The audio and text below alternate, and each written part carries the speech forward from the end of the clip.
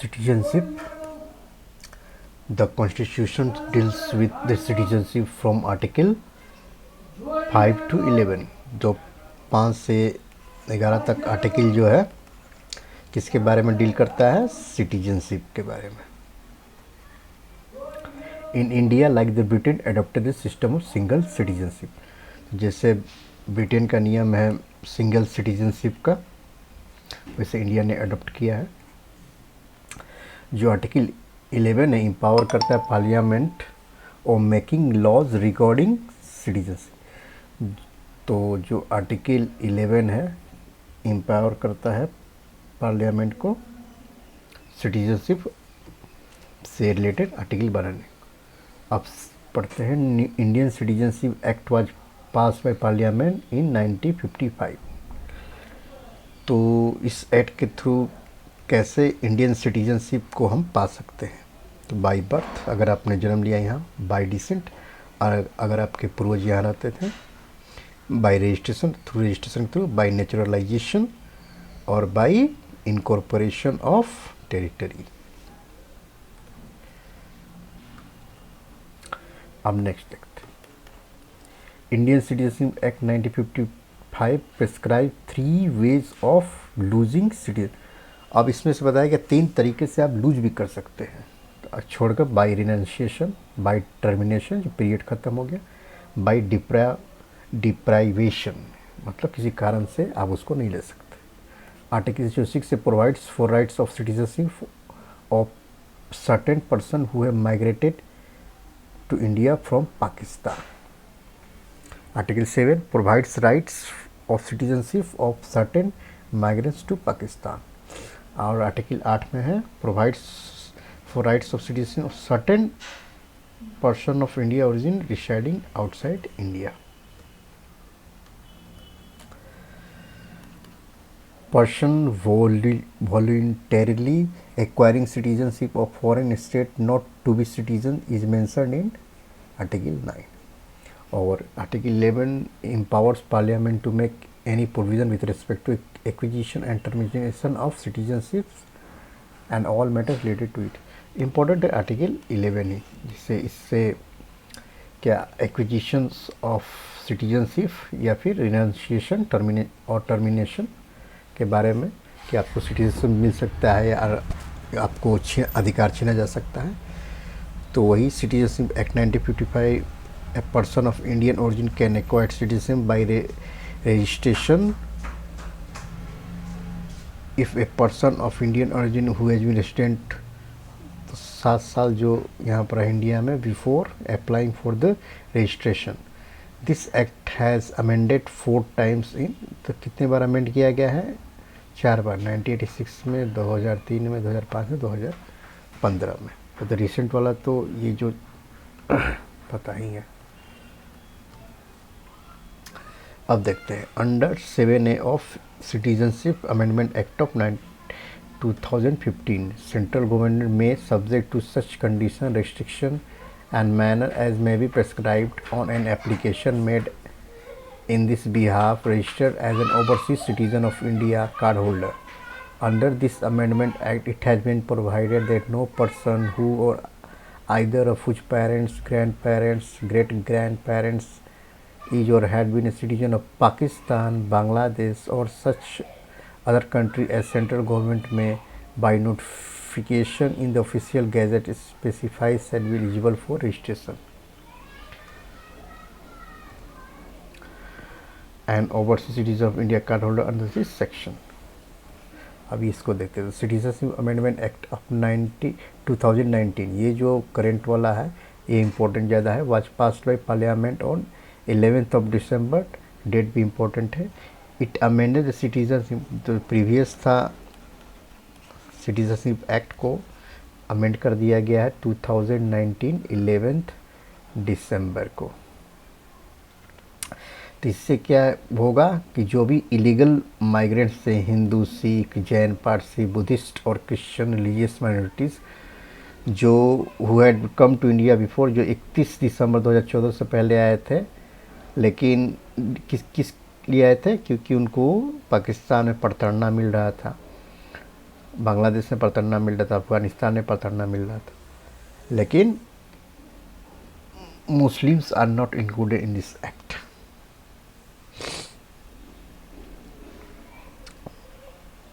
इसमें मुस्लिम जो है बस इतने ही रिलीजन के, हिंदू, सिख, जैन, पारसी, बुद्धिस्ट, इसके लिए बहुत कंट्रोवर्सी भी हुआ। This came into force from 10 जनवरी से फोर्स भी में आ गया, लागू कर दिया गया। Act doesn't apply to the tribe. अब ये किस पे लागू नहीं होता? ट्राइबल्स एरिया जो असम, मेघालय, त्रिपुरा और मिजोरम पे लागू नहीं होता, जो कि इंक्लूड है 6 शेड्यूल में कॉन्स्टिट्यूशन के।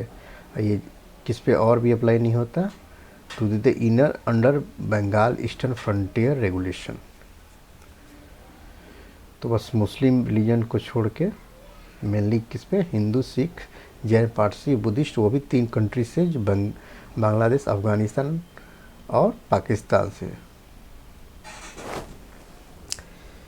चलिए आते हैं, क्वेश्चन करते हैं। The citizenship provided by the constitution of India is, बताइए, सिंगल सिटीजनशिप। जैसे ब्रिटेन करता है, ब्रिटेन में क्या? Single citizenship. लेकिन यूएसए क्या करता है? Double citizenship. नेक्स्ट आते हैं,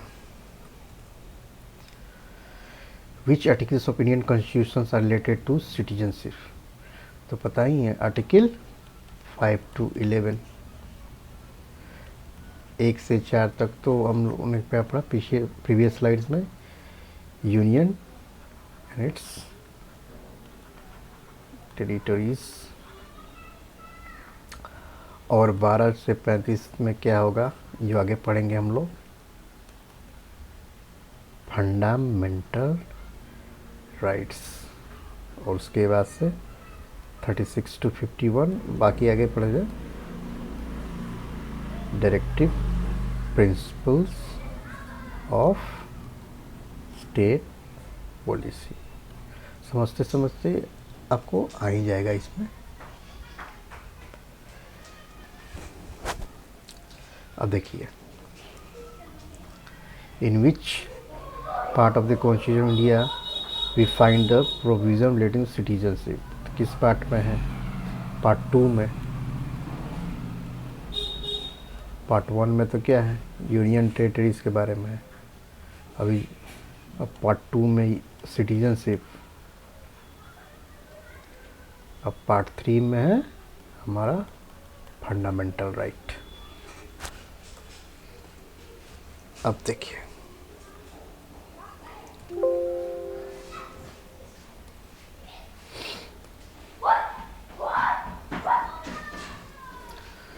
which one of the following feature of citizenship in India is correct? तो डुअल तो नहीं होगा, single citizenship of A state है, और ऑफ होल इंडिया नहीं, अलग अलग थोड़ी होगा, एक होगा single citizenship of whole India. अब देखें, Indian citizenship can not be obtained by, तो बर्थ तो ठीक ही है, नेचुरलाइजेशन भी ठीक है, by observing any part of land, okay, depositing money in the Indian banks, no, तो कोई पैसा दे के सिटीजनशिप बन जाए। Who among the following is not eligible for registering as overseas citizen of India card holder under the Citizenship Amendment Act 2015? A minor child whose parents are an Indian citizen, okay.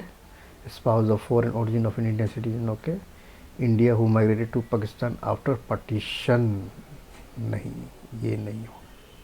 A great grandchildren of person who is a citizen of another country but whose grandparents were a citizen of, yes हो सकता है।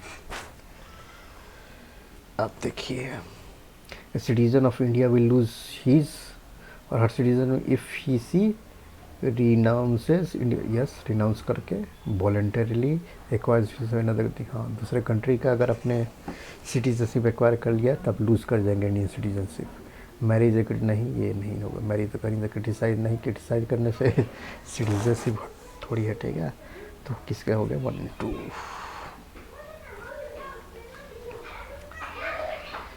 In Articles 21A to 71I were inserted in the Constitution of India to meet Nagaland, Assam, Manipur, Andhra Pradesh, Sikkim, Mizoram, Arunachal Pradesh and Goa. Okay.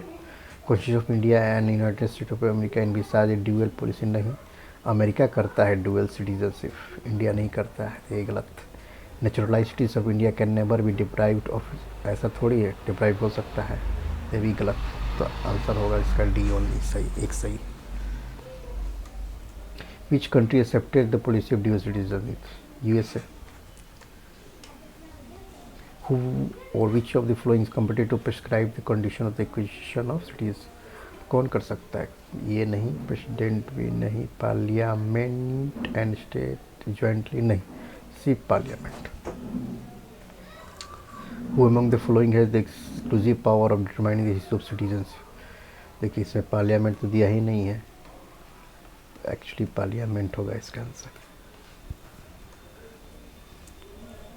How many years does a person of Indian origin need to reside in India to become citizen of India under citizenship act 1950?